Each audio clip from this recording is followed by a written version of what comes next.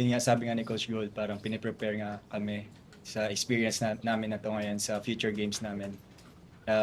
Kung kumbaga parang kung maka-experience ulit kami ng ganitong mga sitwasyon, mga close game, mga crucial games, parang hindi na sa amin baguhan.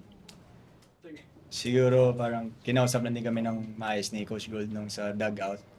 And yun nga, parang madami kaming parang off nung first half. Kaya sabi nga ni Coach Gold, nag-adjust kami papasok sa second half. Yung sa fourth quarter naman, whatever na hinarap sa akin ng defense, parang kukunin ko lang. Kumbaga kung ano nasa harap ko, kukunin ko lang. Coach, gaano kayo, as a coach, gaano kalaking relief na lang pa sa'yo to have someone like Harold that can take over sa situations na kailangan nyo talaga ng basket para makasagot kayo sa binabato sa inyo ng USD? Siyempre if you have a player na gano'n talagang malaking relief sa'yo yun, even sa team.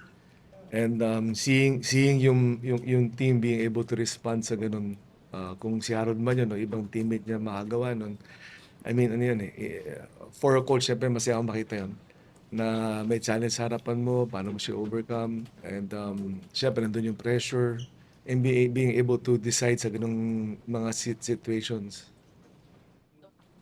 Sa team naman namin kung sino may net, doon naman ibibigay. Kumbaga basa-basa na lang din. Parang hit of the moment, doon ka na lang magbabasa kung ano yung mabibigay yung ball.